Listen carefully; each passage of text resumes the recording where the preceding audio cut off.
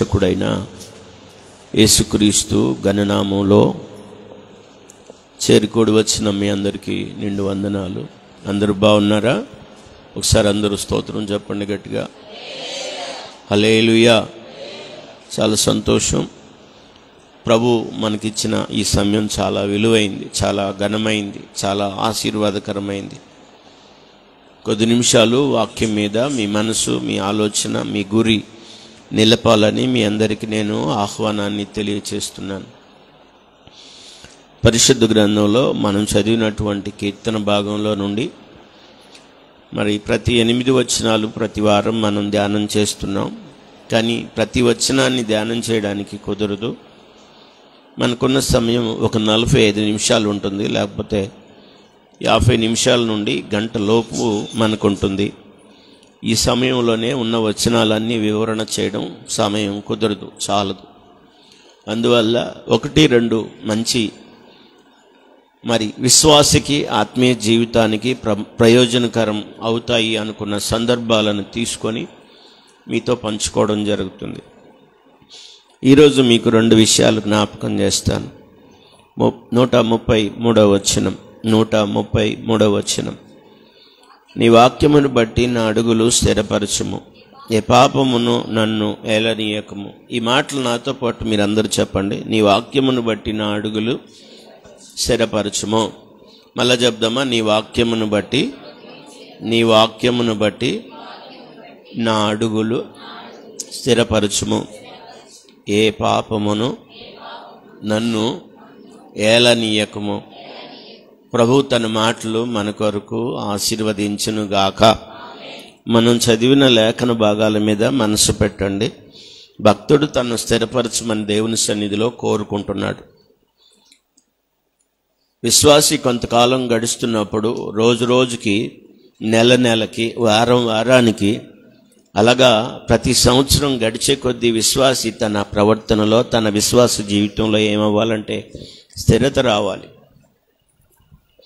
ఆ స్థిరత్వం కోసం దేవుని సహాయాన్ని కోరుకుంటున్నాడు భక్తుడు. ప్రభువా నన్ను స్థిరపరచు అని అడుగుతూ, ఎలా స్థిరపరచమంటున్నాడంటే నీ వాక్యాన్ని బట్టి నన్ను స్థిరపరచు అంటున్నాడు. చెప్పండి ఆమేనని. మనం స్థిరపడలేం. మనం స్థిరంగా ఉండాలని కోరుకున్నా అలా ఉండలేం. దేవుడే మనల్ని స్థిరపరచాలి. చెప్పండి, దేవుడే మనల్ని స్థిరపరచాలి. దేవుడు స్థిరపరిస్తే మనం స్థిరంగా ఉంటాం. మనం స్థిరంగా ఉండాలనుకున్నంత మాత్రాన స్థిరంగా ఉండలేం. మనకు అది మన వలన కాదు, మన చేత కాదు. కానీ ఆ స్థిరత అనేది దేవుడు ఇవ్వాలి, దేవుడే అనుగ్రహించాలి. కనుక దేవుని సన్నిధానానికి వెళ్ళినప్పుడు దేవుని బిడ్డగా భక్తుడైన దావీదు ఏమడుగుతున్నాడంటే, ప్రభువా నన్ను స్థిరపరచు, నా అడుగులను స్థిరపరచు. ఎలాగంటే నీ వాక్యాన్ని బట్టి. చెప్పండి, దేన్ని బట్టి? ఈ లోకంలో మనుషులు కొన్ని రకాలుగా స్థిరంగా ఉండాలనుకుంటారు. ఆర్థికంగా స్థిరపడాలనుకుంటారు, సామాజికంగా స్థిరపడాలనుకుంటారు. వాళ్ళను చూసే మనుషులు వాడికేమీ పర్వాలేదండి స్థిరపడ్డారు అనుకుంటారు. కాస్త ఇల్లు మీద ఇల్లు, కావలసిన వస్తువాహనాలు ఉంటే వాళ్ళని స్థిరపడ్డారు అనుకుంటారు, స్థిరంగా ఉన్నారు అనుకుంటారు. కానీ భక్తుడైన దావీదు కోరుకుంటుంది ఆ స్థిరత్వాన్ని కాదు. వాస్తవంగా ఆయన రాజు, ఆయనకు కావాల్సినవన్నీ ఉన్నాయి. కానీ స్థిరత్వాన్ని కోరుకుంటుంది ఏంటంటే భౌతిక సంబంధమైన వాటిలో స్థిరత్వం కాదు. ఒకప్పుడు గొర్రెల దొడ్లో ఉన్నప్పుడు దేవుడు ప్రేమించి సింహాసనం దాకా తీసుకెళ్ళాడు, అంతఃపురంలో కూర్చోబెట్టాడు. ఆయనకేం కొరత లేదు, ఆయనకేం లోటు లేదు. కానీ తనకున్న లోటంతా ఆత్మీయంగా తనలో స్థిరత్వం లేదు. ఎందుకో తెలుసా? తను దేవుని బిడ్డగా ఉన్నప్పటికీ శరీరంలో ఉన్నాడు గనక ఆ శరీరం తనను ఆకర్షించి లోకం వైపు, పాపం వైపు, అడియాసల వైపు ఈడ్చినప్పుడు తనలో ఉన్న స్థిరత్వాన్ని కోల్పోయాడు. అందుకే 51వ అధ్యాయంలో ఇలా ప్రార్థన చేశాడు.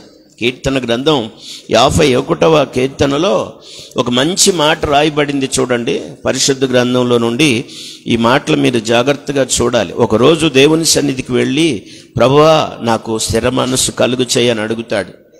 51వ అధ్యాయంలో 10వ వచనం, దేవా నా యందు శుద్ధ హృదయము కలుగు చేయము, నా అంతరంగములో స్థిరమైన మనసు నూతనంగా పుట్టించు. అందరూ ఆమేన్ చెప్పండి. అంటే దేవుని సన్నిధిలో ఉంటున్నాడు కానీ ఎలా ఉండలేకపోతున్నాడు? స్థిరంగా ఉండలేకపోతున్నాడు. దేవుని సన్నిధికి వెళుతున్నాడు కానీ స్థిరంగా ఉండలేకపోతున్నాడు. ఈనాడు దేవుని పిల్లలకి స్థిరత్వం లేకపోతే విశ్వాస జీవితం చాలా భయంకరంగా ఉంటుంది. దేవునికి అవమానకరంగా, దేవుని ఎదుట అది దుఃఖకరంగా ఉంటుంది. దేవునికి బాధగాను, మన విశ్వాస జీవితానికి అవమానకరంగా ఉంటుంది. అందువల్ల కీర్తనకారుడు దేవుని సన్నిధికి వెళ్ళి, దేవుని మందిరానికి వెళ్ళి, ప్రభువా నన్ను స్థిరపరచు, నా అడుగులు స్థిరపరచు. ప్రతి విశ్వాసి ఈ విధంగా కోరుకుంటే ఎంత ఆశీర్వాదకరంగా ఉంటుందో ఆత్మీయ జీవితం. ఆర్థికంగా స్థిరపరచు, సామాజికంగా స్థిరపరచు, ఇల్లు వాకిలితో స్థిరపరచు అని అడగలేదు. నీ వాక్యాన్ని బట్టి నన్ను స్థిరపరచు అన్నాడు. స్తోత్రం చెప్పండి గట్టిగా. హల్లెలూయా. ప్రతి విశ్వాసి స్థిరంగా ఉండాలని కోరుకోవాలి. దావీదులాగా ఇది మంచి అభిలాష, మంచి కోరిక. స్థిరపరిచేవాడు దేవుడే అని చెప్పాను. వాక్య భాగం చదవడానికి మీరు ఇష్టపడండి. కీర్తన 37:23 వచనం. కీర్తన 37:23 వచనం. 37:23 వచనం. ఒకని నడత యెహోవా చేతనే స్థిరపరచును. స్తోత్రం చెప్పండి ఒకసారి. ఇక్కడ లేరు కొంతమంది, ఇప్పుడే స్టార్ట్ అయింది వాక్యం. స్తోత్రం చెప్పండి గట్టిగా. హల్లెలూయా. నా మనవి ఆలోచించండి కొద్దిగా. 5 గంటలకే లేస్తున్నాం, ఆరాధన కొరకు సిద్ధపడాలని. మనోడు రేత్రి ఎక్కడికి వెళ్తున్నారో అర్థం కాదు. మందిరానికి వచ్చినాక ప్రశాంతంగా కళ్ళు మూసుకుంటారు, ఫ్యాన్ తిరుగుతూ ఉంటుందిగా. హల్లెలూయా. తలకు పోసుకుంటారేమో, శుభ్రంగా తల అంటుకొని మేరా షాంపుతో రుద్దుకొని అలసిపోతారేమో అర్థం కాదు. ఫ్యాన్ గాలి కమ్మగా మందిరంలోకి రాగానే కళ్ళు మూతలు పడతా ఉంటాయి. ఆ టీవీ దగ్గర కూర్చున్నప్పుడు చూసారు వాళ్ళని మీరు, గుడ్లాప్కి ఇచ్చి తోడేలు చూసినట్టు చూస్తుంటారు. ఎంతసేపు కూర్చుంటారో నిద్ర రాదు, ఏం రాదు. వాళ్ళు నిద్రపోరు, పోయే వాళ్ళని కూడా పోనివ్వరు అనమాట. ఎక్కడన్నా వ్యవహారం కాడ కూర్చున్నప్పుడు చూడండి, అక్కడేమన్నా నిద్రపోతారా? ఆ మీటింగ్లో ఏ మాట మిస్ అయితే అబ్బో 1 గంట 12 గంటలు ఎంత టైం అవుతుందో తెలియదు అక్కడ. ఆ మధ్య ఎవరో చెబుతున్నారు 12 గంట అవుతుందంట పాపం. అయినా మెట్ల మీద నుంచి మీటింగ్ దీలా. స్తోత్రం చెప్పండి. మరి ఎందుకు అప్పుడు నిద్ర రాదో అర్థం కాదు. మరి మందిరానికి వచ్చిన కాడ నుంచి మరి ఆపసాపాలు. దేవుడేముడు అనలేడా అని అనుకుంటాను, దేవుడేమో అనడాని అనుకుంటాను కదా. కొంచెం జాగ్రత్తగా ఉండండి. నిద్ర వల్ల చాలా నష్టం ఉంది. ఆధ్యాత్మికంగా కూడా నష్టపోతారు, భౌతికంగా కూడా నష్టపోతారు, ఫిజికల్గా నష్టపోతారు, ఫైనాన్షియల్గా నష్టపోతారు. నిద్రపోయేవాళ్ళు వాళ్ళకంతా నష్టమే. చెప్పండి, నిద్రపోయే వాళ్ళకి అంతా నష్టమే. ఫైనాన్షియల్గా నష్టమే, ఫిజికల్గా నష్టమే, స్పిరిచువల్గా నష్టమే. నిద్రపోయే ఐతుకు 3వ అంతస్తు నుంచి కింద పడి చచ్చిపోయాడు అంతే. దేవుని సన్నిధికి వచ్చి నిద్రపోతే చచ్చిపోతుంది నీ ఆత్మీయ జీవితం. కాబట్టి దేవుని సన్నిధికి వచ్చి నిద్రపోకూడదు. ఐతుకు అనేవాడు కొనికి నిద్రించి 3వ అంతస్తు నుంచి కింద పడ్డాడు అంతే, చచ్చిపోయాడు అంతే. తర్వాత పౌలు లేపాడు, అది వేరే విషయం. నిద్ర చాలా నష్టం అండి. కన్నికలు సిద్ధపడ్డారా? పెండ్లి కుమారుడు వస్తున్నాడని 10 మంది ఆయుత్తపడ్డారా? దీపాలు పట్టుకొని వెళ్ళారా? తీరా అక్కడికి వెళ్ళిన తర్వాత ఆలస్యం చేస్తున్నాడని అందరూ కొనికి నిద్రపోయారు. సిద్ధపడిన వాళ్ళు, సిద్ధిలో నూనె కలిగిన వాళ్ళు నిద్రపోతే, సిద్ధపాటు లేని వాళ్ళు కూడా వాళ్ళతో పాటు నిద్రపోయారు. తీరా అర్ధరాత్రి పెండ్లి కుమారుడు వస్తున్నాడని బోరు వినబడితే అందరూ దివిటీలు చక్కబెట్టి లేచి ఎదుర్కొందాం అనిపోతే కొంతమంది దివిటీలు ఆరిపోతూ ఉన్నాయి. అప్పుడు సవరించడానికి, సర్దుకోవడానికి చూశారు. కానీ అప్పుడు ఎవడు అమ్ముతాడు నూనె? మీ నూనె ఏమన్నా కాస్త ఇస్తారా మాకంటే? మీకు కుదరదు, అమ్మేవారి దగ్గరికి వెళ్ళి కొనుక్కురండి అన్నారు. ఎక్కడికి వెళ్ళారో తెలియదు. వాళ్ళు కొనబోతుండగా ఇంతలోకే పెండ్లి కుమారుడు రాను వచ్చాడు, సిద్ధపడిన వారిని విందుశాలలోకి తీసుకెళ్ళను వెళ్ళాడు. స్తోత్రం చెప్పండి. తర్వాత వాళ్ళు కూడా వచ్చారు ఎప్పటికో. ఆ తర్వాత తలుపు వేయబడిన దగ్గరికి వచ్చి, అయ్యా మాకు కూడా తలుపు అక్కడ రాయబడింది, అంతటి తలుపు వేయబడెను. ఆ తర్వాత వాళ్ళు తలుపు తట్టడం ప్రారంభించారు, కానీ అక్కడ తలుపు తీసే నాదుడు ఎవరు లేరు. నిద్ర వల్ల నష్టం. సామెతల గ్రంథంలో చెప్పాడు, నిద్ర మత్తు చింపిరి గుడ్డలకు కారణం అవుతుంది. మంచి బట్టలు కూడా కొనుక్కోలేరు. వడ్డీలు తీసుకొని కొనుక్కోవచ్చు, కానీ కష్టపడి డబ్బులు మిగిల్చుకొని కొనుక్కోలేరు. తెలియకుండా జేబులో ఏ డబ్బులు ఎత్తేసి భర్త దగ్గర ఇంకొక దగ్గర దాచిపెట్టి కొనుక్కోవచ్చు, కానీ స్వతహాగా సంపాదించి కొనుక్కోలేరు. స్తోత్రం చెప్పండి గట్టిగా. ఎందుకంటే కష్టపడే స్వభావం లేనప్పుడు. కొంతమందికి ఆశలు ఉంటాయి, ఆదివారం వచ్చిందంటే రకరకాల తిండి తినాలని కోరుకుంటుంది, కానీ పని చేయరు. సోమరు ఆశపడతాడు కానీ పెదం దాకా చెయ్యి ఎత్తలేడని రాయబడింది. చెప్పండి, నోటి దాకా చెయ్యి ఎత్తలేడు. ఆశలు కలుగుతూ ఉంటాయి లోపల, అది తినాలా, ఇది తినాలా, అది కావాలా, ఇది కావాలా. కష్టపడ్డు, పని చేయడు, నిద్రపోవటానికి అలవాటు పడతాడు, టీవీ చూడటానికి అలవాటు పడతాడు, కానీ కావాలి అన్ని చూసినవన్నీ కావాలనుకుంటా ఉంటారు. దుర్లభం అది. ఈ మధ్య నేను చిన్న మాట చదివాను, మీరేం బాధపడబాకండి, అస్సలు బాధపడదు. చిన్న అమ్మాయి చెప్తుంది, అయినా మగోళ్ళు అంత కష్టపడి కండలు పెంచుతారు కదా, మరి ఆడవాళ్ళు ఎందుకు కండలు పెంచరని. మరి అంతలో మగధీరుణ్ణి ఎదుర్కోవడానికి కండలు ఉండాలి కదా వీళ్ళకు కూడా. ఇలా చెప్తాను, మీరేం అనుకోబాకండి. అదిరిపాటోడు అంటారుగా, ఎవరంట అంత అదిరిపాటు నీకు పనికిరాదు ఎప్పుడు అనలేదా మీరు? అదిరిపాటోడా, అదిరిపాటు ఎందుకు అదిరిపడుతున్నావు అనలేదు? అదిరిపాటు గల్లవాడిని మరి ఈ ఆడమనిషి ఎట్ట ఎదుర్కొంటుంది? మరి కలకాలం జీవితం ఎలా కొనసాగుతుంది? ఇంతకీ దేన్ని బట్టి కొనసాగుతుంది? ఎలా గెలుస్తుంది? ఎలా విన్ అవుతుంది ఆయన దగ్గర? మరి ఇంత అదిరిపాటోడి దగ్గర ఆ పిల్ల చెప్తుంది, అవసరం లేదు, కండలు పెంచాల్సిన అవసరం లేదు అని. ఎందుకని? కండలు పెంచకుండా మరి అదిరిపాటోడిని ఎదుర్కొనేది ఎలా, జయించేది ఎలా, ఎదుర్కొనేది ఎలా అంటే, నోరు ఉందగా అన్నాడు. ఏముందిగా అంట? ఇప్పుడు చెప్పండి, కండలు పెంచాల్సిన అవసరం లేదు, దేంతో ఎదుర్కొంటారు వీళ్ళు? మా నోరు అందుకు ఉపయోగపడదన్న వాళ్ళు చేతులు ఎత్తండి. ఒక మాట అంటే చాలు, అందుకు మాత్రం ఉండవు అనగానే చాలు. వెళ్ళే వీక్నెస్ తెలుసుగా వీళ్ళకి, ఇక మాట్లాడడానికి కూడా ఉండదు. ఆ నోరు అంత వాక్శక్తి గలది. మీ నోటి కొరకు మీరే దేవునికి స్తోత్రం చెప్పుకోండి ఒకసారి అందరూ. హల్లెలూయా, దేవునికి మహిమ కలుగునుగాక. చాలామంది విశ్వాస జీవితంలో స్థిరత్వానికి జరగకపోవడానికి, నేను అఫానయ్యమ్మ, స్థిరత్వానికి జరగకపోవడానికి, స్థిరత్వాన్ని పొందకపోవడానికి కారణాలు కూడా బైబిల్లో మనం చదువుతాం. స్థిరపరిచేవాడు దేవుడైనా దేవుడి సన్నిధిలో ఉండరు, దేవుణ్ణి వేడుకోరు. దావీదు నన్ను స్థిరపరచమంటూనే ఒక మాట చెప్తున్నాడు, ప్రభా ఒకని ప్రవర్తన నీ చేతనే స్థిరపరచబడుతుంది. అక్కడ రాశాడు, అతని ప్రవర్తన చూసి యెహోవా ఆనందిస్తాడని. స్తోత్రం చెప్పండి. స్థిరపడ్డ వాళ్ళ ప్రవర్తన చూస్తే దేవునికి ఏం కలుగుతుంది?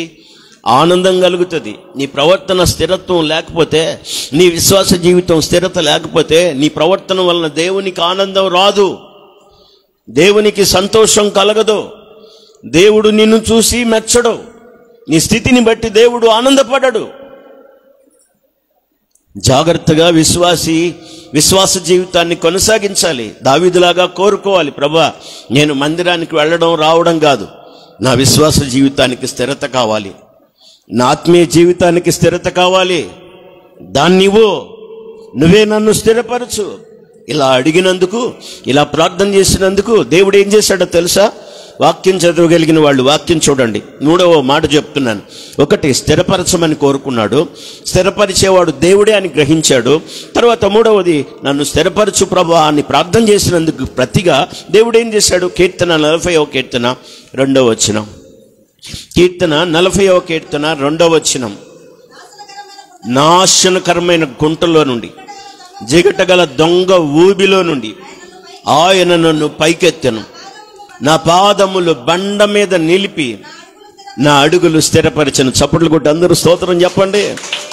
ఒకప్పుడు అస్థిరంగా ఉన్నటువంటి తనను దేవుడు ఏం చేశాడంటే ఈరోజు స్థిరపరిచాడు.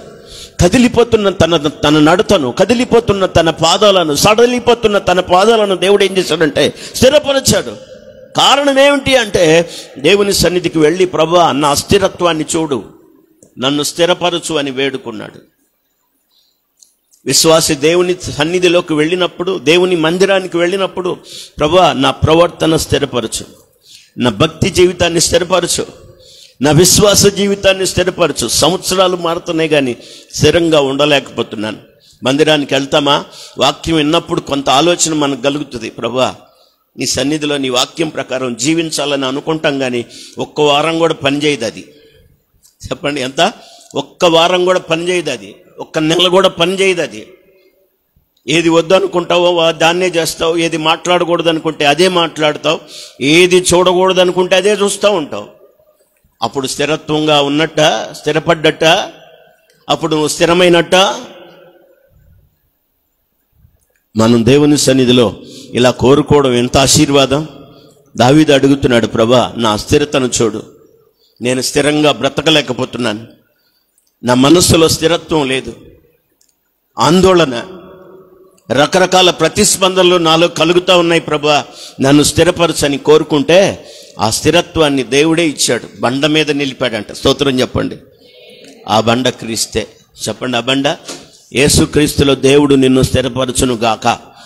దేవుడు స్థిరపరచునట్లుగా దేవుని సన్నిధానానికి వెళ్ళినప్పుడు అడగాలి, ప్రభువా నాకు స్థిరత్వాన్ని ఇవ్వు. ఊగులాడే వ్యక్తిగా నేను ఉండకూడదు. చెప్పండి, ఎట్లా ఉండకూడదు? ఊగులాడే వ్యక్తిగా నేను ఉండకూడదు, అపనమ్మకస్తురాలుగా నేను ఉండకూడదు, నామకార్థంగా నీ సన్నిధిలో కనబడకూడదు. నాకు స్థిరత్వం కావాలి. స్థిరపరిచేవాడు దేవుడే గనుక ఒకరోజు స్థిరపరిచాడు. ఇప్పుడు ఆయన మాట చెప్తున్నాడు, ఒకప్పుడు నేను దొంగ ఊబిలో పడిపోయాను, జిగట కలిగిన ఊబిలో పడిపోయాను, పాపపు గుంటలో పడిపోయాను.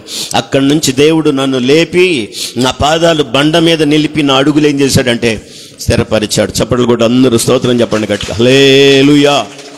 దేవుడు నిన్ను స్థిరపరిచినట్లుగా ప్రభు పాదాలు పట్టుకుంటే ఎంత ఆశీర్వాదం.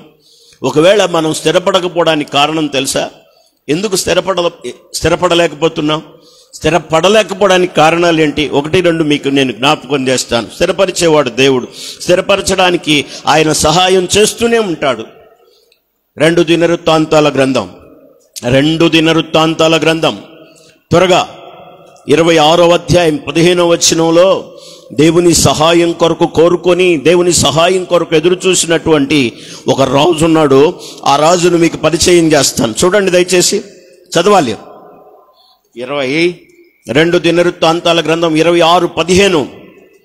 మరియు అతడు అంబులనేమి పెద్ద రాళ్లనేమి ప్రయోగించుటకై ఉపాయములు కల్పించు యంత్రములను యెరూషలేములో చేయించి దుర్గములలోను బురుజులలోను ఉంచెను.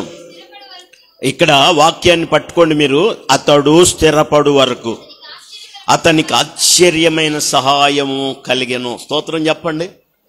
ఎప్పుడు దాకా కలిగింది అతనికి సహాయం? స్థిరపడేది. దేవుడు నిన్ను స్థిరపడేదాకా వదిలిపెట్టడు. నిన్ను స్థిరపరచడానికి ఎప్పుడు దేవుడు నీకు సహాయం చేస్తాడు.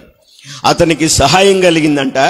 ఎందుకు సహాయం కలిగిందంటే అతడు స్థిరపడడానికి సహాయం కలిగింది. 15వ వచనం నేను చదువుతున్నాను చూడండి. మరియు అతడు అంబులనేమి పెద్ద రాళ్లను ప్రయోగించుటకై ఉపాయశాలలు కల్పించిన యంత్రములను యెరూషలేములో చేయించి దుర్గములలోను బురుజులలోను ఉంచెను. అతడు స్థిరపడు వరకు అతనికి ఆశ్చర్యకరమైన సహాయం కలిగెను. కనుక అతని కీర్తి దూరముగా వ్యాపించిన. స్తోత్రం చెప్పండి. నువ్వు స్థిరపడితే నీ కీర్తి దూరంగా వ్యాపిస్తుంది. నీ సాక్ష్యం అందరికీ తెలుస్తుంది. ఈనాడు మన విశ్వాస జీవితానికి ఒక సాక్ష్యం లేదు. కారణం ఏంటంటే మనలో ఏం లేదు? స్థిరత్వం లేదు. వెళ్తారులే, మందిరానికి వెళ్తారులే, ఏం పని పాట ఏముంది, ఏమన్నా స్థిరమైన వ్యక్త స్థిరమైన భక్త అని అంటలా మనల్ని చూసి. లోకానికి మనం అవమానకరంగా ఉన్నాం కానీ స్థిరంగా ఉన్నామా? దావీదు భక్తుడు అంటున్నాడు, ప్రభు నన్ను అస్థిరంగా ఉన్న నన్ను, ఊబిలో పడిపోయిన నన్ను, అగాధంలో పడిపోయిన నన్ను లేవనెత్తాడు, బండ మీద నిలిపి నా అడుగులు ఏం చేశాడంటే స్థిరపరిచాడు. దేవుడు మిమ్ములను స్థిరపరచునుగాక. దేవుడు స్థిరపరచునట్లుగా దేవుని సన్నిధిలో స్థిరత్వాన్ని కోరుకోవాలి. ప్రభువా నన్ను స్థిరపరచు, నేను అస్థిరంగా బ్రతకూడదు. అస్థిరంగా జీవించకూడదు. స్థిరపడటానికి సహాయం చేయంటే ఇక్కడ ఈ రాజుగారికి సహాయం చేసిన దేవుడు తప్పకుండా నీకు కూడా చేస్తాడు. ఉజ్జియాకు దేవుడు సహాయం చేసి ఆశ్చర్యకరంగా, ఎప్పుడు దాకా తెలుసా? స్థిరపడు వరకు. ఎప్పుడు దాకా? పక్కన వాళ్ళకి చెప్పండి, నిన్ను స్థిరపరచడానికి దేవుని సహాయం నీకు ఉంటుందని చెప్పండి. నీకు సహాయం చేస్తాడని చెప్పండి. నీ చదువులో సహాయం చేస్తాడు స్థిరపడడానికి, ఉద్యోగంలో స్థిరపడడానికి సహాయం చేస్తాడు. ప్రతి విషయం, ఎవ్రీథింగ్ యాజ్ పాసిబుల్. ఆయనకు అన్ని సాధ్యమే. కానీ ఆయన సహాయాన్ని కోరుకోవాలి, ఆయన సహాయాన్ని వేడుకోవాలి. ప్రభువా నాకు సహాయం చేయి, నన్ను స్థిరపరచు అని దావీదులాగా కోరుకోవాలి. అప్పుడు నిన్ను స్థిరపరిచాడు. నీ కుటుంబంలో నిన్ను స్థిరపరుస్తాడు, నీ భక్తి జీవితంలో నిన్ను స్థిరపరుస్తాడు, నీ ఫైనాన్షియల్గా నిన్ను స్థిరపరుస్తాడు, అన్ని విషయాల్లో స్థిరపరుస్తాడు. ఈ ఉజ్జియాకు దేవుడు ఆశ్చర్యకరమైన సహాయం చేశాడు. ఎందుకోసం అంటే అతడు స్థిరపడటానికి. అందువల్ల అతని కీర్తి బహుదూరం వ్యాపించింది. అంటే కీర్తి అంటే మంచి పేరు. చెప్పండి, ఏ పేరు? మంచి సాక్ష్యం. నీ నుంచి మంచి సాక్ష్యం ఎల్లప్పటికీ పోవాలి అంటే నువ్వు స్థిరపడాలి. ముందు నువ్వు విశ్వాసిగా స్థిరపడాలి, ఆత్మీయతలో స్థిరపడాలి, భక్తిలో స్థిరపడాలి. కానీ ఈనాడు విశ్వాసులు నేను స్థిరంగా ఉండాలి, స్థిరపడాలని కోరుకునే అభిలాష చాలా మందిలో తక్కువ ఉంది. ఆ ఆశ రావట్లేదు అసలు, నేను స్థిరంగా ఉండాలని. అతనికి ఆశ్చర్యకరంగా దేవుడు సహాయం చేస్తూనే ఉన్నాడు. దేనికోసం అంటే అతన్ని స్థిరపరచడానికి. అతడు స్థిరపడు వరకు. ఎప్పుడు దాకా? నువ్వు స్థిరపడేదాకా దేవుడు ఏం చేస్తాడు? నీకు సహాయం చేస్తూనే ఉంటాడు, సహాయం చేస్తూనే ఉంటాడు. నువ్వు స్థిరపరచడం కోసం, నిన్ను స్థిరపరచడం కోసం దేవుని సహాయం నీకు ఎప్పుడు కలుగుతుంది. ఆ విషయంలో ఏం అధైర్యపడాల్సిన అవసరం లేదు. నిన్ను ఎలా స్థిరపరచాలో ఆయన స్థిరపరచడం కోసం నువ్వు కోరుకుంటే, ఆయన స్థిరపరచడం కోసం నువ్వు వేడుకుంటే, దావీదులాగా దావీదును స్థిరపరిచి అతని అడుగులు స్థిరపరిచిన దేవుడు నిశ్చయంగా నిన్ను నీ అడుగులను స్థిరపరచునుగాక. హల్లెలూయా. స్థిరపడటానికి 2 కారణాలు చెప్తాను. ఎలా స్థిరపడతాం, ఎలా స్థిరపరచబడతాం? బైబిల్ ఉందా? వాక్యం చదవగలిగిన వాళ్ళు. స్థిరపడటానికి కారణం చెప్తాను, స్థిరపడకపోవడానికి కారణం కూడా చెప్తాను. ఈ 2 కారణాలు చెప్తాను, రాసుకోండి. ఎలా స్థిరపడతాం? దేవుని పిల్లలు ఎలా స్థిరపడతారు? స్థిరపరచబడాలంటే ఏం చేయాలి? స్థిరపరచబడటానికి గల కారణం యోబు గ్రంథం 11వ అధ్యాయం 15వ వచనం. యోబు గ్రంథం త్వరగా సాధ్యమైనంత స్పీడ్గా చదవడానికి మీరు ఇష్టపడాలి. నిశ్చయముగా. ఆగమా, నిశ్చయంగా అంటే అర్థం ఏంటి? ఖచ్చితంగా అనండి.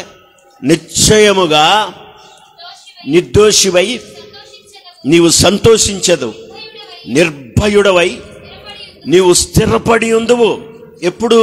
ఆ పై వచనం చదవండి, 14వ వచనం. పాపం నీ చేతిలో నుండి,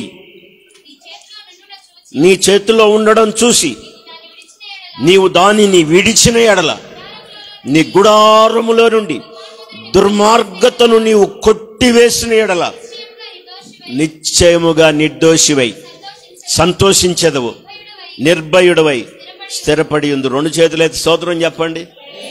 విశ్వాసి స్థిరపడాలి అంటే 2 కార్యాలు చేయాలి. తన గుడారంలో నుంచి దుర్మార్గతను కొట్టివేయాలి, తన చేతిలో పాపం ఉన్నట్టు దాన్ని చూచంట విడిచిపెట్టాలి. ఆమేన్ చెప్పండి. ఎంతమంది స్థిరపడాలనుకుంటున్నారు? చేతులు ఎత్తండి. పరిష్కారం ఒకటే. అదేంటో తెలుసా? పాపాన్ని నువ్వేం చేయాలంటే విడిచిపెట్టు. ఎంత క్లియర్గా రాశాడు చూడండి. స్థిరత్వం రావాలి విశ్వాసి కంటే పాపాన్ని విడవాలి. నీ గుడారంలో ఉన్న దుర్మార్గతను కొట్టివేయాలి. గుడారం అంటే కుటుంబ జీవితం. చెప్పండి, గుడారం అంటే అర్థం ఏంటి? ఇది చూడండి. గుడారం అంటే ఏంటి? కుటుంబ జీవితం. కుటుంబ వ్యవస్థలో దుర్మార్గత ఉండకూడదు. దుర్మార్గత ఉంటే నిత్యం గొడవలు, అసమాధానం, అశాంతి ఉంటుంది. చెప్పండి అమ్మ కాస్త. ఏముంటుంది? కీసులాటలు ఉంటాయి, యుద్ధాలు జరుగుతూ ఉంటాయి రాత్రి పగళ్ళు. అర్థమైన వాళ్ళ వరకు ఆమేన్ చెప్పండి. గుడారంలో దుర్మార్గత ఉండకూడదు. నేను చెప్పేది అవాస్తవమో వాస్తవమో జాగ్రత్తగా ఆలోచించుకోండి మీరు. ఎందుకు ఈ సమస్యలన్నీ వస్తున్నాయి? ఎందుకు అవమానం కాదు, ఎందుకు అనుమానం, ఎందుకు గుద్దులాటలో, ఎందుకు పెనుగులాటలో, ఎందుకు దెబ్బలాటలో? ఎందుకో నిత్యము రాధన, ప్రశాంతత లేదు, కొన్నిసార్లు విరక్తి పడుతుంది జీవితం మీద. ఎందుకో? మరి ప్రార్థనకి వెళ్తున్నావుగా. ఒక పక్క ఆయన కూడా అది ఒక శోధన అనమాట. వాడు ఎంత దుర్మార్గుడైన ఈ మాట మాత్రం మాట్లాడుతూ ఉంటాడు. నువ్వు కూడా ప్రార్థనకి వెళ్తున్నావుగా, మందిరానికి వెళ్తున్నావుగా, ఇదే చెప్తున్నాడు ఆ పాస్టర్ గారు. మళ్ళీ అటు ఇటు తిప్పి ఇది పాస్టర్ గారికి పెడతాడు, చీప్గా దొరుకుతాడేమో మరి పాస్టర్ గారు కదా. అలాంటి వాళ్ళు ఇక్కడ లేనందుకు స్తోత్రం చెప్పండి. అటు తిరిగి ఇటు తిరిగి మళ్ళీ ఎవరి కాడికి వస్తారు? మళ్ళీ పాస్టర్ గారి దగ్గరికి వస్తాడు. పాస్టర్ గారు మీకు అదే చెప్తున్నాడా? అదే చెప్తాడు పాస్టర్ గారు. మీకు అదే నేర్పిస్తున్నాడా పాస్టర్ గారు? ఇక్కడికి వస్తే తెలిసి దేవుని నేర్పుతాడు. అక్కడుండి మాట్లాడడం తప్ప నీకేం తెలుసు? ఇక్కడికి రా, నీకు తెలుస్తుంది ఏమి నేర్పుతారు పాస్టర్ గారు. గుడారంలో ఉన్న దుర్మార్గతను ఏం చేయాలంట? కొట్టేయాలి. నీ చేతిలో పాపం ఉండుట చూచి దాన్ని నువ్వేం చేయాలి? విడిచిపెట్టాలి. అందుకనే సామెతల గ్రంథంలో 28:13 అతిక్రమాన్ని దాచిపెట్టేవాడు వర్ధిల్లడు, దాన్ని ఒప్పుకొని విడిచిపెట్టేవాడు కనికరం పొందుతాడు. 2 చేతులెత్తి స్తోత్రం చెప్పండి. దేవుని కనికరం నీకు రావాలి అంటే ఖచ్చితంగా నువ్వు దేవుని సన్నిధిలో ఒప్పుకోవాలి. స్థిరపడటానికి హేతు చెప్తున్నాడు, స్థిరపడటానికి కారణం చెప్తున్నాడు. ఏమంటున్నాడు? 11వ అధ్యాయంలో 14వ వచనంలో చూడండి. పాపము నీ చేతిలో ఉండుట చూచి నువ్వు దానిని విడిచిన ఎడల, గుడారములో నుండి దుర్మార్గత తొలగించి కొట్టివేసిన ఎడల నిశ్చయముగా నువ్వు నిర్దోషి అవుతావు, నువ్వు సంతోషంగా ఉంటావు, నిర్భయుడు వై స్థిరపడతావు. చప్పట్లు కొట్టి స్తోత్రం చెప్పండి. నీకు స్థిరత్వం రావడానికి ఇది ఒక మార్గాన్ని దేవుడు నీకు ఇచ్చాడు. నిశ్చయంగా నువ్వు స్థిరపడతావు, నిర్దోషి అవుతావు, నువ్వు పవిత్రుడు అవుతావు, నీలో సంతోషమైన జీవితం ప్రారంభం అవుతుంది. అందుకే ప్రభు ఆశ్చర్యకరంగా మనతో మాట్లాడుతుంటాడు కొన్నిసార్లు. ఎలా స్థిరపడాలో ప్రభు ఇప్పుడు నీతో చెప్పాడు. ఒకవేళ స్థిరపడకపోతే దానికి కారణం ఏంటి? ఎందుకు మనం స్థిరపడం? ఆ కారణం కూడా చెప్తాను. ఎందుకు స్థిరపడవో కూడా చెప్తాను. ఎలా స్థిరపడతావో చెప్పాను, ఎందుకు స్థిరపడవో చెప్తున్నాను. సామెతల గ్రంథం 12వ అధ్యాయం 3వ వచనం. సామెతల గ్రంథం త్వరగా. భక్తిహీనత వలన. ఒకసారి చెప్పండి, దేని వలన? ఒక వ్యక్తి స్థిరపడకపోవడానికి విశ్వాసి కారణం ఏంటంటే వాళ్ళల్లో ఉన్న భక్తిహీనత. స్థిరంగా ఉండలేరు, బలంగా ఉండలేరు, దేవుని కొరకు బ్రతకలేరు. కారణం ఏంటంటే వాళ్ళల్లో ఉన్న భక్తిహీనత. రాత్రి చెప్పాను, రక్తహీనత గుర్తుపెట్టుకోండి. భక్తిహీనత అంటే ఉండాల్సినంత భక్తి ఉండదు, చాలినంత భక్తి ఉండదు. పాండవ రోగం వాళ్ళు దేనికి ఎట్ట పనికిరారో, భక్తిహీనమైన వాళ్ళు కూడా దేనికి పనికిరారు. వాళ్ళ భక్తి దేనికి పనికిరాదు. వాళ్ళు దేవునికి మహిమకరంగా ఉండలేరు, మహిమకరంగా జీవించలేరు. వాక్యంలో రాయబడిన మాటలు గమనించారా? దేవుని పిల్లలుగా మీకు ఆహ్వానం తెలియజేస్తున్నాను. ఒక వ్యక్తి స్థిరపడకపోవడానికి కారణం ఏంటంటే భక్తిహీనత. చెప్పండి, ఏంటది? హీనమైన భక్తి. ఉండాల్సినంత భక్తి లేకుండా విశ్వాస జీవితంలో స్థిరత్వం రాదు. స్థిరపడకడానికి కారణాన్ని చెప్పాడు ప్రభు, స్థిరపడకపోవడానికి కారణం కూడా చెప్పాడు. ఏ ఏ విషయాల్లో స్థిరపడాలి, ఏ ఏ విషయాల్లో స్థిరపడాలి నేను చెప్తాను. త్వరగా మీరు రాసుకునే వాళ్ళు జాగ్రత్తగా రాసుకోండి, వినేవాళ్ళు జాగ్రత్తగా వినండి. బైబిల్ ఉండి వాక్యం చదవగలిగిన వాళ్ళు పరిశుద్ధ గ్రంథంలో నుంచి కీర్తన గ్రంథం 51వ అధ్యాయంలో 10వ వచనంలో ఇందాక మనం చదివాం. ప్రభువా, స్థిరమైన మనస్సు నాకు నూతనంగా పుట్టించని ప్రార్థన చేశాడు. నీ మనస్సు స్థిరంగా ఉండాలి. చెప్పండి, ఏముండాలి? అమ్మ ఇటు చూడండి, అందరు నాకెళ్ళే మనసు లేడే ఉంటారు, కానీ మనసు ఏడ ఉంటుంది? అందుకే స్థిరం కాదని చెప్తాం మనం. అమ్మ ఊరేగుతూ ఉంటుంది అది. అనండమ్మా ఊరేగుతుంది అనండి. ఊరేగుతుంది అంటే అర్థం ఏంటంటే ఊరెళ్ళిద్ది అని అర్థం, అంతేగాని తప్పుగా అర్థం చేసుకోబాకండి. ఊరేగుద్ది అంటే అర్థం ఏంటి? మనిషి ఏడే ఉంటుంది, మనసు ఏడ ఉంటుంది? విదేశాలు వెళ్ళిపోయి ఉంటుంది అనమాట. ఏడ ఆలోచన, అదే ఊరు కర్నూలు వెళ్ళిపోద్ది అనమాట మనసు. స్తోత్రం చెప్పండి గట్టిగా. మనిషి పాపం ఇక్కడే, బాడీ మాత్రం ఇక్కడే ఉంటుంది. మమ్మీ ఏం చేద్దాం, మన ఏం భయపడద్దు. స్తోత్రం చెప్పండి గట్టిగా. హల్లెలూయా. ఏ ఊరు? నీ మనసు పోకూడదు, నీ మనసును కట్టేయాలి, నీ మనసును పట్టుకోవాలి. దానికి అదే పని. వీసా లేకుండా అమెరికా వెళ్తుంది, పాస్పోర్ట్ అక్కర్లేదు దానికి. తెలుసా మీకు? ట్రంప్ చాలా కండిషన్లు పెట్టాడు, ఏరి పడేయాలని ఆయన నిశ్చయించుకున్నాడు. ఒక్కడిని కూడా ఉండకుండా భారతదేశంలో ఉన్న పౌరులు ఎక్కడ ఎంతమంది ఉన్నారో అందరినీ బయటకు పంపేయడానికి సిద్ధమైపోయాడు. నువ్వు స్థిరపడాలంటే నీ మనసు స్థిరంగా ఉండాలి. వాక్యంలో రాయబడింది, ప్రాకారం కలిగిన పట్టణం పట్టుకునేవాడి కంటే గొప్పవాడు ఎవడో తెలుసా? తన మనసు పట్టుకునేవాడు. అనండి, దేన్ని పట్టుకునేవాడు? ప్రాకారం కలిగిన పట్టణాన్ని పట్టుకోవటం గొప్ప విషయం. అసలే ప్రాకారం ఉంది, దాన్ని ఎవడు పట్టుకోలేడు. ఎందుకంటే కావలసిన ప్రాకారం బలంగా ఉంది, దాన్ని పట్టుకోవడమే కష్టం. కానీ దాన్ని పట్టుకోవడం కంటే తన మనసు పట్టుకున్నవాడు, ప్రాకారం కలిగిన పట్టణం పట్టుకున్నవాడి కంటే గొప్పవాడు. స్తోత్రం చెప్పండి. నీ మనసును పట్టుకోగలుగుతున్నావా? నీ మనసుకు స్థిరత్వం ఉందా? పాపం చేయడానికి దావీదు మనసులో అడ్డు లేకపోవడమే కారణం. కొన్నిసార్లు దేవుని సన్నిధిలో ఉండి వాక్యం విన్నప్పుడు జాగ్రత్తగా ఉండాలని అనుకుంటాం, తప్పు కాదు, అనుకుంటారు. కానీ మనసు మాత్రం స్థిరంగా ఉండనీయదు. మన మనస్సాక్షి 10 విధాలుగా ప్రయాణం చేస్తూ ఉంటుంది, 4 రకాలుగా పనిచేస్తూ ఉంటుంది, ఆలోచన చేస్తూ ఉంటుంది. అందువల్ల నీ మనస్సును కట్టడి చేసుకోవాలి, మనస్సును కాపాడుకోవాలి. అందుకే నీ మనస్సు కాచుకోవాలని చెప్పాడు ప్రభువారు. మనస్సు స్థిరంగా ఉంటే నువ్వు స్థిరంగా ఉంటావు. ప్రతి విశ్వాసి మనస్సు స్థిరంగా ఉండాలి. ప్రభా, నాకు స్థిరమైన మనసు అంతరంగంలో నూతనంగా పుట్టించని దావీదు అడిగాడు. ఎందుకంటే ఆ మనసు స్థిరంగా లేక దావీదు పాపం చేసి దేవునికి దూరమయ్యాడు, భ్రష్టుడయ్యాడు. తర్వాత దేవుని సన్నిధిలో వేడుకున్నాడు, ప్రభా నన్ను క్షమించు, నాకు స్థిరత్వాన్ని ఇవ్వు అని వేడుకున్నాడు. తర్వాత దేవుడు ఏం చేశాడు? అతన్ని స్థిరపరిచాడు. హల్లెలూయా. ఎలాంటి వాళ్ళకైనా దేవుడు సహాయం చేస్తాడు. నీ మనస్సు స్థిరంగా ఉండేటట్టు చూసుకో. 78వ కీర్తన 6వ వచనంలో కూడా చూడండి, ఇదే వాక్యం రాయబడింది. 78 6వ వచనం. 78 6వ వచనం. యథార్థ హృదయులు కాక దేవుని పిల్లలు, యథార్థ హృదయులు కాక దేవుని విషయమై. అయ్యో అయ్యో అయ్యో, ఏ మనసు లేని వారై? దేవుని పిల్లల మనసు దేవుని విషయమై ఎలా ఉండాలి? స్థిరంగా ఉండాలి. కానీ వాళ్ళు అలా ఉండలేదు. ఇశ్రాయేలీల పతనానికి ఇదే కారణం, దావీదు పతనానికి ఇదే కారణం. మనస్సును స్థిరపరచుకోవాలి. నీ మనస్సు స్థిరంగా ఉండాలి. రెండవది, నీ హృదయం స్థిరంగా ఉండాలి. 78వ కీర్తన 36వ వచనం. 78వ కీర్తన 36వ వచనం, 112 7వ వచనం. అయినను వారి హృదయం ఆయన ఎడల స్థిరముగా లేదు. చెప్పండి, దేవుని పిల్లల హృదయం దేవుని ఎడల ఎలా ఉండలేదట? చెప్పండి, నా హృదయం దేవుని ఎడల స్థిరంగా ఉందని చెప్పేవాళ్ళు చేతులు ఎత్తండి.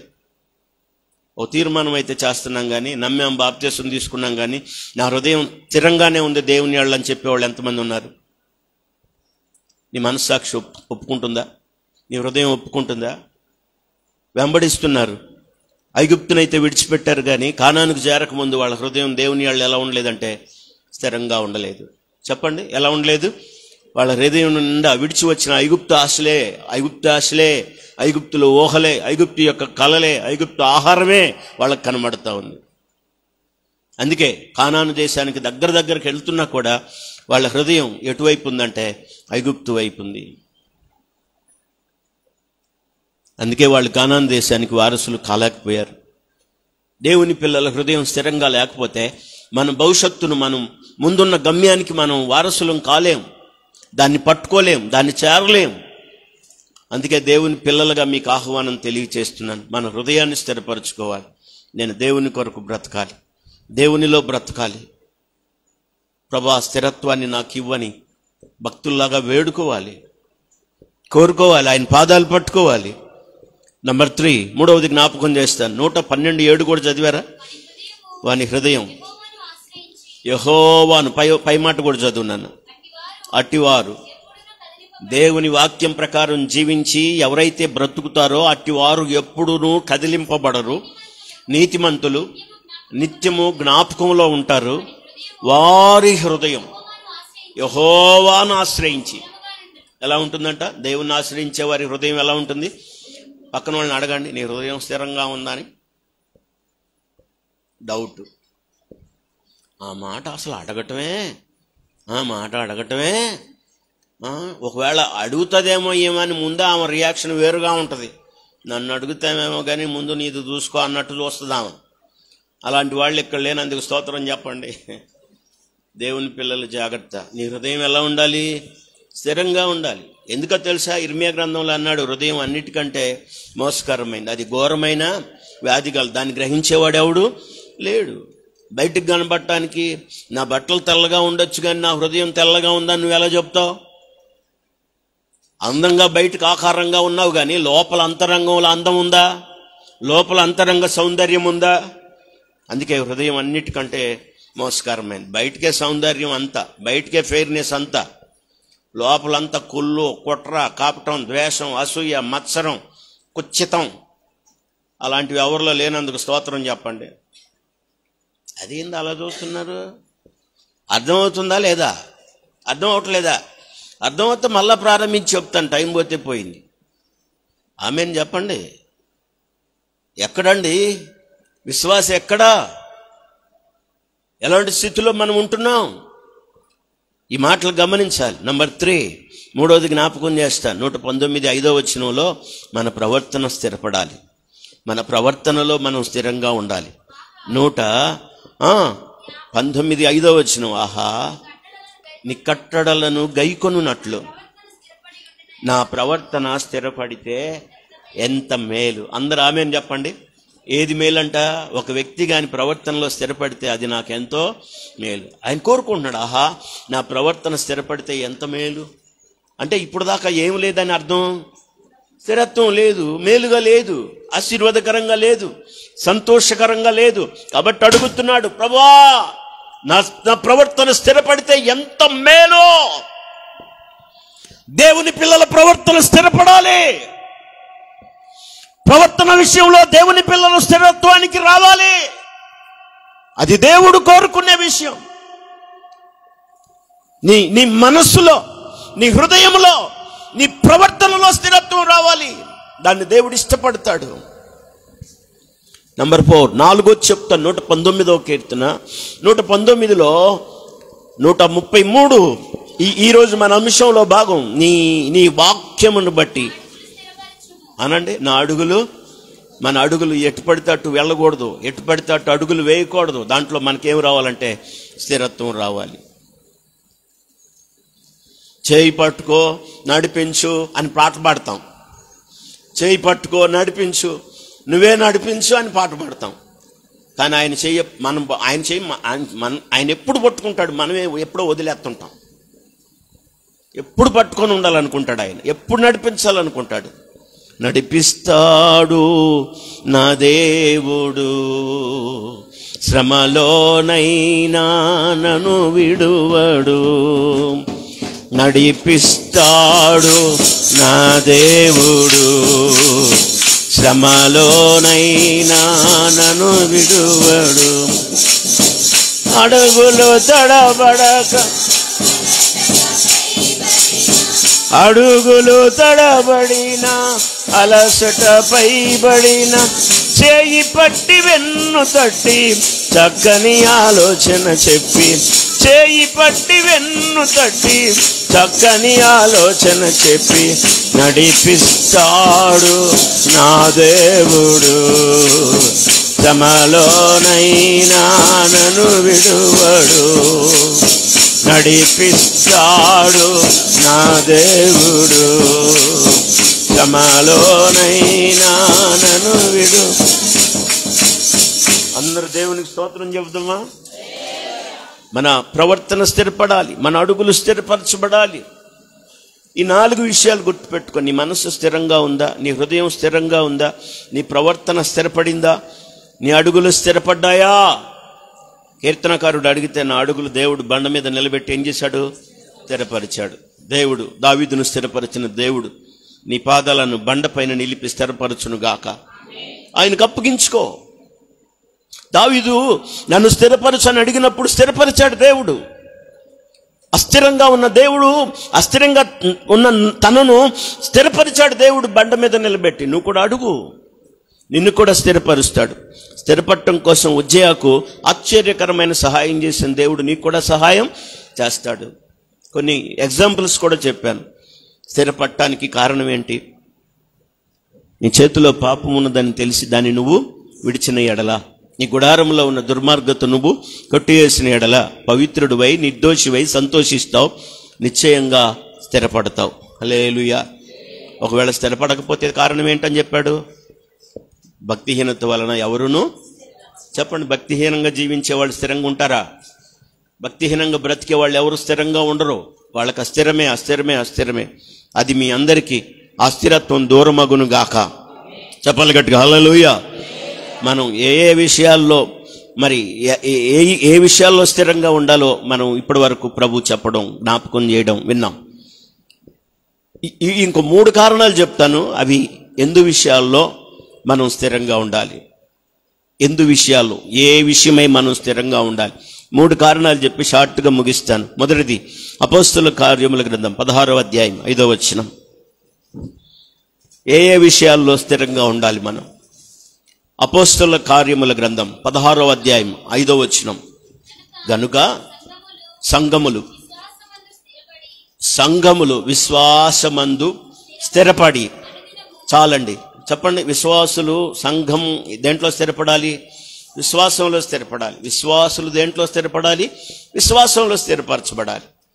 మళ్ళా చెప్తున్నాను, విశ్వాసంలో స్థిరపరచబడని వ్యక్తి దేవుని సన్నిధిలో నిలబడలేరు. దేవుని పిల్లలు ఏ విషయంలో స్థిరపరచబడాలంటే విశ్వాసంలో స్థిరపరచబడాలి. ఆనాడు ఆదిమ సంఘం స్థిరపరచబడ్డారు. ఆదిమ సంఘం అంత బలమైన కార్యాలు దేవుడు సంఘం ద్వారా జరిగించుకున్నాడు. వాళ్ళ ప్రార్థన చేస్తే భూమి కంపించింది, అద్భుతాలు సూచక క్రియలు జరిగాయి. ఎందుకంత బలంగా పనిచేశారంటే వాళ్ళు స్థిరంగా ఉన్నారు. సంఘము విశ్వాసమందు స్థిరపడెను. చెప్పండి, సంఘం దేంట్లో స్థిరపడింది? విశ్వాసులు విశ్వాసంలో ఏం కావాలి? స్థిరపరచబడాలి. నా ఇవి చూడండి, దేవుణ్ణి అడిగితే ఒక్కసారి చెప్పిన తర్వాత వెనక్కి చూడాల్సిన అవసరం లేదు, నాకు ఆ నమ్మకం ఉందని చెప్పేవాళ్ళు ఎంతమంది ఉన్నారు? దేవునికి చెప్తే ఆయన వింటాడు, ఆయన జవాబిస్తాడని ఎంతమందికి నమ్మకం ఉంది? ప్రార్థన చేస్తారు కానీ ప్రార్థన అయిపోయిన తర్వాత పాస్టర్ గారు అయ్యిద్దంటావా? ఇప్పుడు దాకా అడిగింది ఏందో మరి. తలకాయించి గొర్రెలాగా వంచి పాస్టర్ గారు ప్రార్థన చేయండి, అందరు ప్రార్థన చేస్తారు. ఆ ప్రార్థన అంతా అయిపోయింది, శాంతం అవతలకి ఇంటికి వెళ్ళగతాలి. పాస్టర్ గారు అయ్యిద్దంటావా? ప్రభు అన్నాడు, అవిశ్వాసివి కాక విశ్వాసివిగా ఉండు అన్నాడు. విశ్వాసానికి అసాధ్యమైంది ఏది లేదు. నీకు ఇచ్చిన దేవుడిచ్చిన ఆయుధం ఏంటంటే విశ్వాసం. ఆ విశ్వాసంలో నువ్వు ఎలా ఉండాలంటే స్థిరంగా ఉండాలి. దేవుడు చేస్తాడంటే ఆమేన్ అనాలి, ఇస్తాను అంటే ఆమేన్ అనాలి, నేను పొందానన్నట్టుగా ఉండాలి. హల్లెలూయా. విశ్వాసంలో స్థిరంగా ఉండాలి, విశ్వాస విషయంలో స్థిరపడాలి. రెండవది ఎఫెసీ పత్రిక 3వ అధ్యాయం 18వ వచనం. ఎఫెసీ పత్రిక 3వ అధ్యాయం 18వ వచనం. త్వరగా, ఎఫెసీ పత్రిక 3:18. మీరు అంతరంగ పురుషుని యందు శక్తి కలిగి ఆయన ఆత్మ వలన బలపరచబడినట్లు క్రీస్తు మీ హృదయములలో విశ్వాసము ద్వారా నివసించున్నట్లుగా తన మహిమైశ్వర్యం చొప్పున మీకు దయచేయాలని మీరు దేవుని సంపూర్ణత యందు పూర్ణులగునట్లుగా. ఇక్కడ చూడండి, ప్రేమయందు వేరుపారి. ఆగండి అక్కడ. దేంట్లో? ప్రేమయందు వేరుపారి ఏమవ్వాలంట? సరే, ప్రేమలో విశ్వాసి వేరుపారాలి. అమ్మ స్తోత్రం చెప్పండి గట్టిగా, స్తోత్రం చెప్పండి అమ్మ గట్టిగా. మిమ్మల్ని చెప్పమనలేదు నేను. అయ్యో, నా బాధ నాది, ఎవరు బాధలాడి కదా, ఎవరు బాధలాడి. ప్రేమ ఏందంట వేరుపారి. ఏ చెట్టు అయినా వేరు ఎంత పారితే అంత స్థిరత్వం వస్తుంది. చెప్పండి, ఏ చెట్టుకైనా స్థిరత్వం ఎప్పుడు వస్తుందో తెలుసా? వేరు పారాలి. వేళ్ళు లేని చెట్లు చిన్నగాళ్ళు వచ్చినా పడిపోతాయి, కూలిపోతాయి, పడిపోతాయి, అంతే, కూలిపోతాయి. కారణం ఏంటంటే వేరు లేకపోవడం. విశ్వాసి వేరు పారితే ప్రేమలో స్థిరపడతారు. హల్లెలూయా. చెప్పండి, ప్రతి విశ్వాసి ప్రేమ విషయంలో ఏమవ్వాలి? వేరుపారి స్థిరపడాలి అనండి. వేరుపారి స్థిరపడాలి. చెట్టుకు వేరు పారితే, ఎంత పారితే అంటే వేరు ఎంత పాకితే భూమిలోకి అంత స్థిరంగా ఉంటుంది అది. విశ్వాసిలో ప్రేమలో వేరుపారాలి, వాళ్ళంతా స్థిరంగా ఉంటారు. విశ్వాసి స్థిరపడటానికి ప్రేమలో వేరుపారాలి. మూడవ కారణం చెప్తాను. బైబిల్ ఉందా? వాక్యం చదవగలిగిన వాళ్ళు వాక్యం చూడు. తెస్సలోనికైలకు రాసిన మొదటి పత్రిక, తెస్సలోనికైలకు రాసిన మొదటి పత్రిక 3వ అధ్యాయంలో 12వ వచనం. మరియు మన ప్రభు అయిన యేసు తన పరిశుద్ధులందరితో వచ్చినప్పుడు మన తండ్రి అయిన దేవుని ఎదుట మీ హృదయములను పరిశుద్ధత విషయమై అనింద్యమైనవిగా ఆయన స్థిరపరచుటకై. ఆగండి. ఏ విషయమై? పరిశుద్ధత యందు అనింద్యముగా ఆయన ఎదుట నిలవబడటానికి మిమ్మను స్థిరపరచునట్లు. పరిశుద్ధత విషయమై దేవుని పిల్లలు ఏమవ్వాలి? నేను పరిశుద్ధంగా ఉండాలి. ప్రభు అన్నాడు, నేను పరిశుద్ధుడను గనుక మీరు కూడా ఆయన పరిశుద్ధుడైతే మనం అపవిత్రంగా బతుకుతా ఉంటే మ్యాచ్ అవ్వదో? చెప్పండి, ఏమవ్వదో? మ్యాచ్ అవ్వదో. ఆయనేమో పవిత్రుడు, ఆయనేమో నిర్దోషి, ఆయనేమో నిష్కల్మషుడు. నేను అపవిత్రంగా బ్రతుకుతాను, అపవిత్రంగా జీవిస్తున్నట్ట మ్యాచ్ అవ్వదో, సెట్ అవ్వదో, దేవుడు అంగీకరించడో. అందుకే చెప్తున్నాడు, మీరు పరిశుద్ధతలో ఏమవ్వాలంటే స్థిరపడాలి. స్తోత్రం చెప్పండి. ఈ 3 కలిపి ఒక రెఫరెన్స్ చెప్పాడు ఆయన. ఈ 3 కలిపి చెప్పాడు. తిమోతి పత్రిక 2వ అధ్యాయం మొదటి పత్రిక, తిమోతి మొదటి పత్రిక 2వ అధ్యాయం 15వ వచనం. 2వ అధ్యాయం 15వ వచనం. అయినను వారు స్వస్థ బుద్ధి కలిగి, ఇదిగో చూడండి, విశ్వాస, ప్రేమ, పరిశుద్ధతలు యందు చాలండి. ఎలా ఉండి నీడలా నిలకడంటే ఏంటి? అదే స్థిరత్వం. ఏవే విషయంలో? విశ్వాస, ప్రేమ, పరిశుద్ధత. ఈ 3 చెప్పండి. విశ్వాసం, ప్రేమ, పరిశుద్ధత. అనండి. ఇట్టనండి, మీ సమయం పోయింది. ఇట్టనండమ్మా, చెప్పండి. ఇట్టనండి. చెయ్యి. 3 ఏళ్ళు బాగుండయా? 3 ఏళ్ళు చూపించండి. 3 ఏళ్ళు బాగుండయా?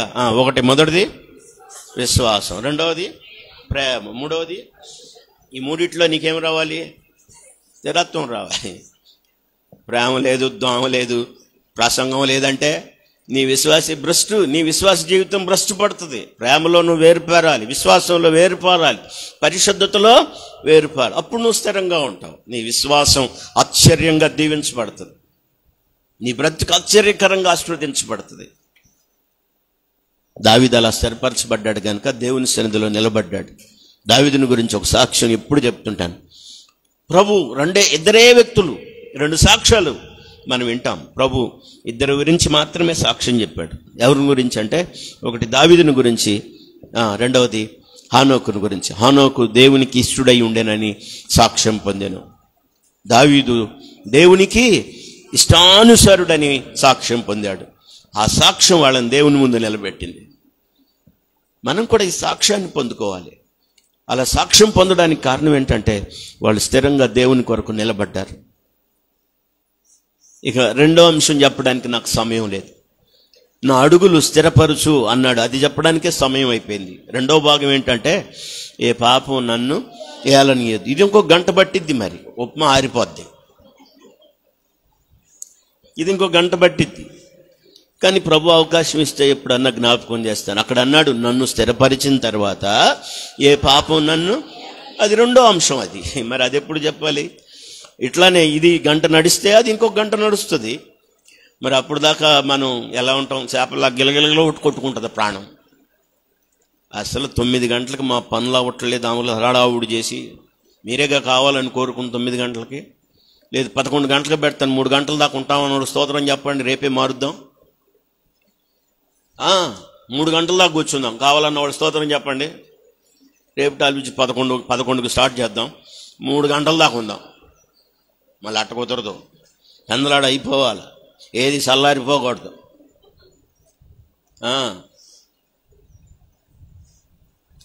ఈరోజు మీకు ఆహ్వానం తెలియజేస్తున్నాను. దైవ చిత్తానుసారంగా జీవించడానికి మన జీవితాల్లో స్థిరత్వాన్ని కాంక్షిద్దాం, కోరుకుందాం. ఆ స్థిరత్వాన్ని దేవుడే ఇస్తాడు. నిన్ను స్థిరపరచడానికి ఆయన సహాయం కూడా చేస్తాడు. ప్రభు పాదాలు పట్టుకో.